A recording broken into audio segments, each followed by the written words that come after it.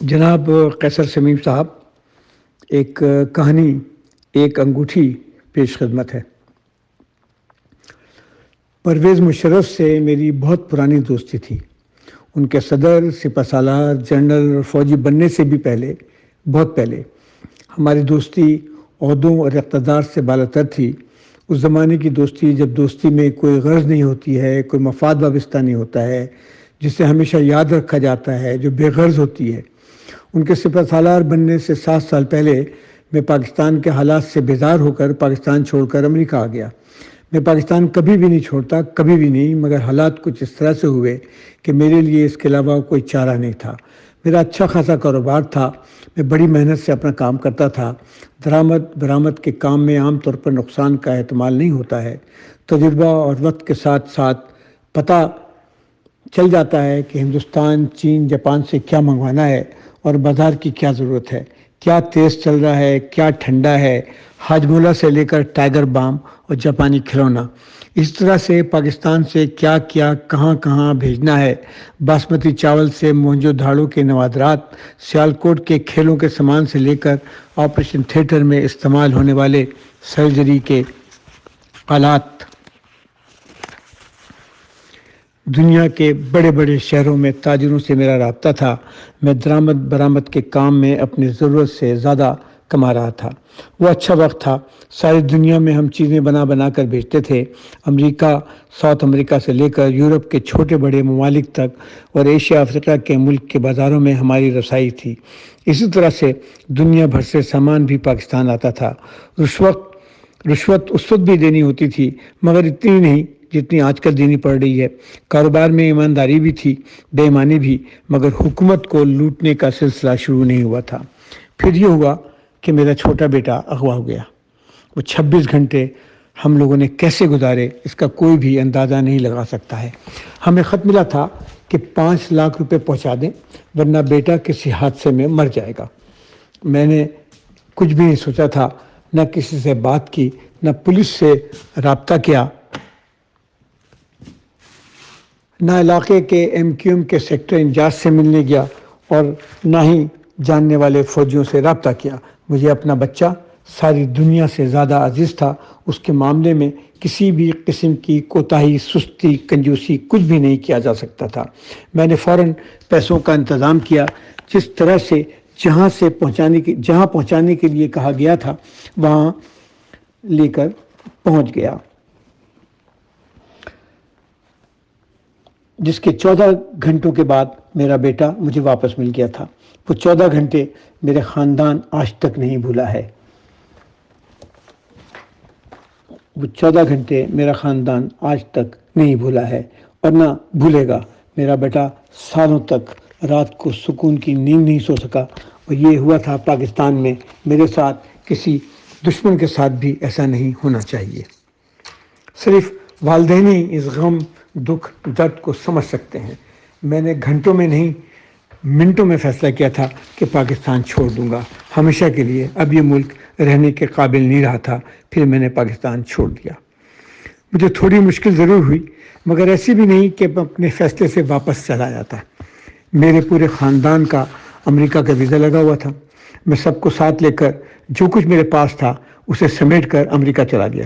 پاکستان میں لوگ آج تک نہیں سمجھ سکے میں اچھا خاصا چلتا ہوا کاروبار چھوڑ کر کیوں چلا گیا۔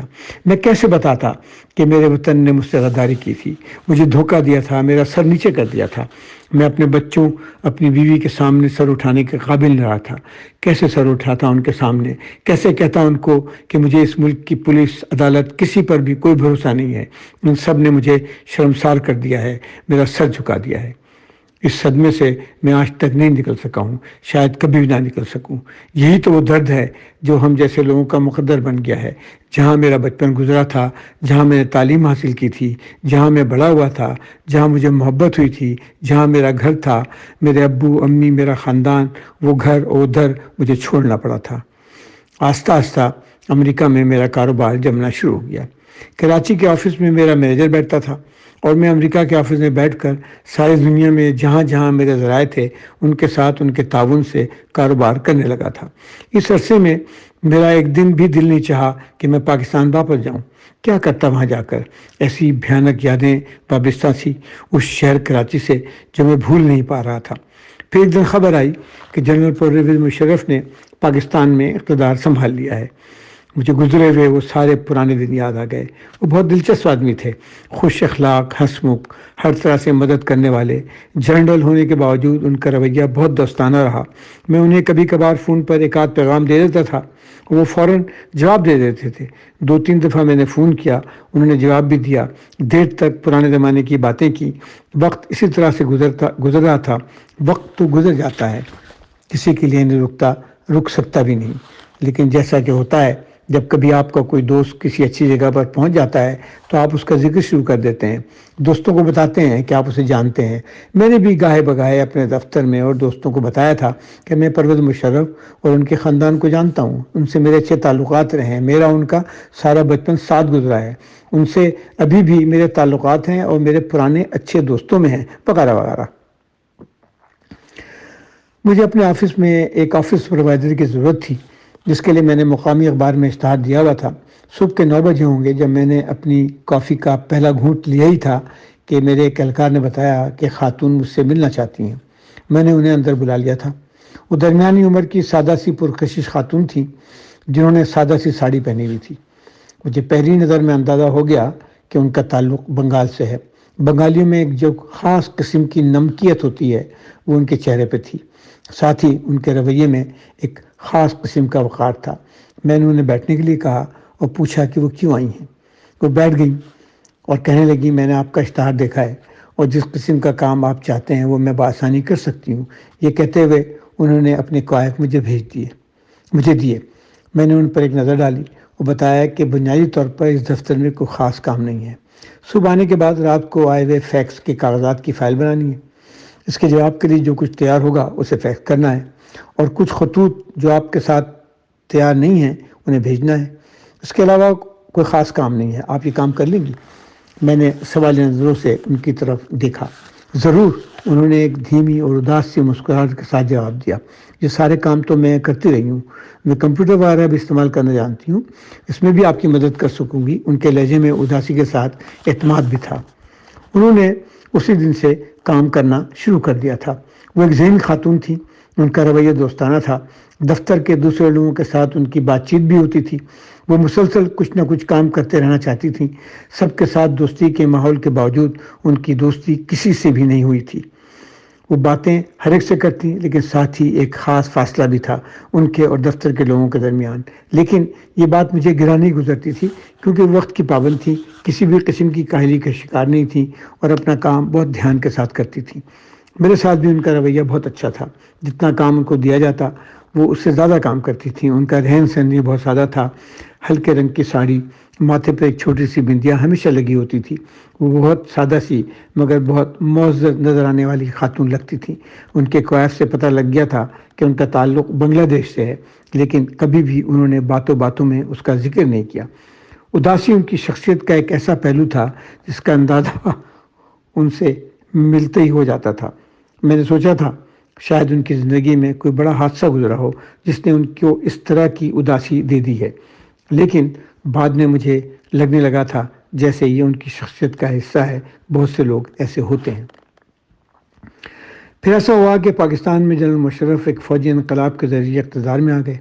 میرے سارے دوستوں، دفتر کے لوگوں کو پتہ لگ گیا کہ میں جنرل مشرف کا دوست رہا ہوں، ان سے میرے تعلق بھی ہے، ان سے فون اور ای میل پر رابطہ بھی ہے۔ ایک دن وہ ایک فائل مجھ سے لینے کے لیے میرے کمرے میں آئیں، اور جب فائل لے کر جانے لگی تو رک گئیں، میری طرف دیکھنے لگی۔ میں نے ان کی طرف سوالیہ نگاہ سے دیکھا تو کہنے لگی، آپ پرویز مشرف کے بارے میں بات کر رہے تھے، آپ حقیقت میں ان کو جانتے ہیں؟ بالکل اچھے طریقے سے جانتا ہوں، میں نے جواب دیا۔ اچھا، وہ مسکرائیں۔ ان کی مسکراہٹ اچھی تھی، مگر مجھے لگا جیسے ان کی اداس آنکھوں میں پانی آنے والا ہے۔ وہ اچھا، یہ کہہ کر وہ کمرے سے چلی گئی تھی۔ مجھے سمجھ میں نہیں آیا کہ وہ پرویز مشرف کے بارے میں کیوں پوچھ رہی تھی۔ انہوں نے بہت سنجیدہ انداز میں سوال کیا تھا، میں دل میں حیران ہوا تھا۔ 4-5 مہینے کے بعد میں نے فیصلہ کیا کہ کچھ دن کے لیے پاکستان جاتا ہوں۔ وہاں سے آئے ہوئے کئی سال گزر گئے تھے، اب تو پرویز مشرف صدر تھے، اپنے یار رہے تھے، کوئی مسئلہ نہ ہوا تو ملاقات تو ہو ہی جائے گی، کچھ اچھا وقت گزر جائے گا، ساتھ میں کچھ رشتہ داروں اور دوستوں کا خیال تھا کہ مجھے پاکستان آنا چاہیے اور ان سب سے ملنا چاہیے۔ اپنے دوستوں، رشتہ داروں اور دفتر میں سب کو بتایا تھا کہ میں پاکستان اپنے پرانے دوست پرویز مشرف سے ملنے جا رہا ہوں، جو اس وقت پاکستان کے صدر ہیں۔ ایک عام سی بات تھی، اور آپ کہہ سکتے ہیں کہ اس طرح سے خود نمائی بھی تھی، لیکن میں بھی ایک انسانی ہوں، بات غلط تھی لیکن مجھ سے حرکت سرزد ہو چکی تھی۔ امریکہ کے لیے نکلنے سے 2 دن پہلے وہ میرے کمرے میں آئی تھی۔ خیریت؟ میں نے پوچھا تھا۔ میں بیٹھ سکتی ہوں؟ انہوں نے مجھ سے پوچھا۔ یہ پہلی دفعہ ہوا تھا کہ میرے کمرے میں میرے سامنے آ کر بیٹھ گئی تھیں۔ ایک غیر معمولی بات تھی، وہ ہمیشہ اپنے کام سے کام رکھتی تھیں۔ مجھے لگا جیسے ان کا چہرہ سرخ ہو رہا ہے۔ ضرور بیٹھیں، بتائیں، کوئی خاص بات ہے کیا؟ میرے لیے تو خاص ہے، لیکن شاید آپ کو اچھا نہ لگے۔ اگر برا لگے تو مجھے معاف کر دیجیے گا، انہوں نے ایک آہستہ سے کہا تھا۔ پھر تھوڑی دیر کے لیے رکی تھیں۔ سر، آپ پاکستان جا رہے ہیں، اپنے دوست پرویز مشرف سے آپ کی ملاقات تو ہوگی؟ ضرور ہوگی، میں تو جا ہی سے لے رہا ہوں بہت دنوں بعد۔ میں بڑی جلدی میں پاکستان سے نکلا تھا، آنے کے بعد سے گیا ہی نہیں۔ پھر میں نے مختصراً بتایا کہ کیسے مجھے پاکستان سے بھاگنا پڑا تھا، اور اب اتنے سالوں کے بعد جاؤں گا تو تھوڑا VIP بن جاؤں گا، کیونکہ ہمارے دوست صدر پاکستان ہیں۔ میں نے ہنستے ہوئے کہا تھا، آپ کی ان سے کتنی دوستی ہے؟ انہوں نے سوال کیا تھا۔ اچھی دوستی ہے، اتنی اچھی جتنی بچپن کی دوستی میں ہوتی ہے۔ پرویز بہت اچھے دوست ہیں، یار باش کام کرنے والے، خیال کرنے والے، دوستوں کے لیے ہر وقت حاضر۔ وہ ایک اچھے انسان بھی ہیں۔ میں نے تعجب سے ان کو جواب دیا تھا۔ آپ میرا کام کر دیں گے؟ انہوں نے آہستہ جھجکتے ہوئے سوال کیا تھا۔ ضرور کروں گا اگر ممکن ہو سکا، مگر ایسا کیا کام ہے جو پرویز مشرف کے ذریعے سے ہوگا؟ میرے ذہن میں سوال آیا تھا، اور میں بالکل بھی نہیں سوچ سمجھ سکا کہ ان کا ایسا کیا کام ہے جو پرویز مشرف ہی کر سکتے ہیں۔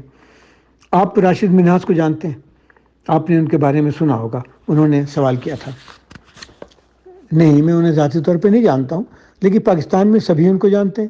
انہیں پاکستان کا سب سے بڑا اعزاز نشان حیدر ملا تھا۔ وہ ایئر فورس میں پائلٹ تھے، میں نے جواب دیا تھا۔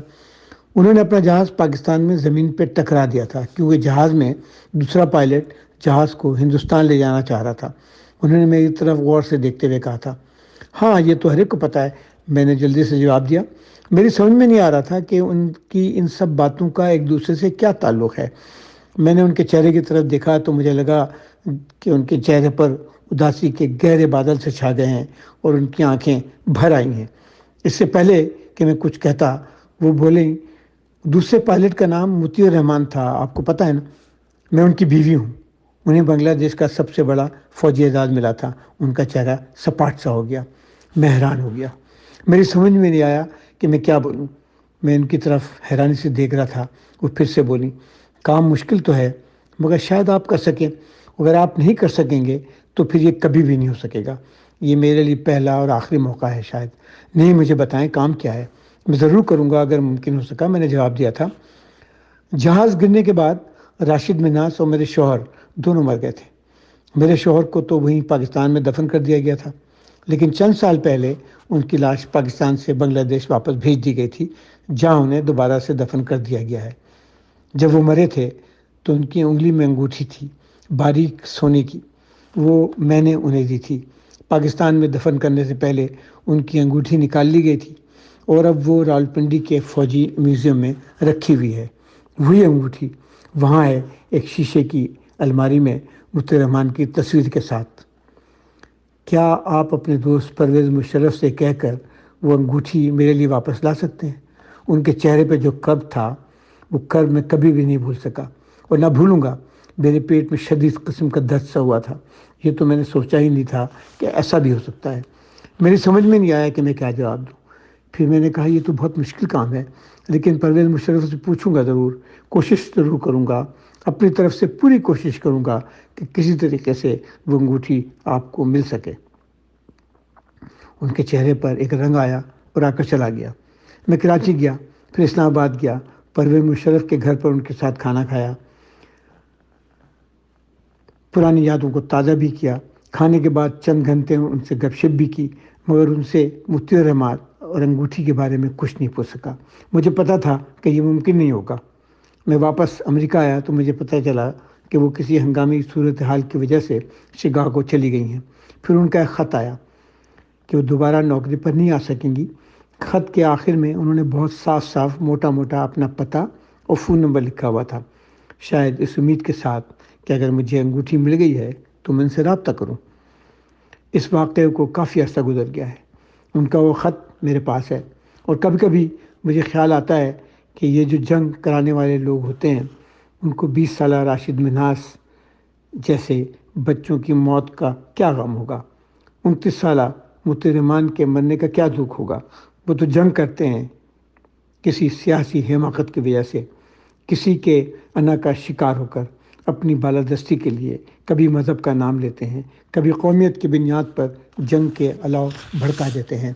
جنگ جو ہر وقت جاری ہے، دنیا کے کونے کونے میں چند سیاستدانوں کی ان کی تسلی کے لیے، بڑی طاقتوں کی دھونس دھاندلی کو قانونی بنانے کے لیے، انہیں کیا پتہ ان ماؤں کا جن کے خواب ان کے بچوں کے بکھرے ہوئے جسم کی طرح ذرہ ذرہ ہو کر بکھر جاتے ہیں، وہ اس دکھ کو سمجھ ہی نہیں سکتے ہیں جو ایک جوان بیوہ کا ہوتا ہے، جو اپنے شوہر کی انگلیوں میں پروئی ہوئی پتلی سی سونے کی انگوٹھی کے بارے میں سوچتی رہتی ہے۔ انہیں اس پیار کی گرمائش کا اندازہ ہو ہی نہیں سکتا ہے جو ہمیشہ دل کی دھڑکنوں میں شامل رہتی ہے۔ انہیں کیا پتہ وہ انگوٹھی کسی میوزیم کے سرد شیشے کی الماری میں بے جان پڑی ہے، اس سرد پتلی سے سونے کی انگوٹھی میں ایک معصوم سی بیوہ کی جان کس طرح سے نتھی ہے۔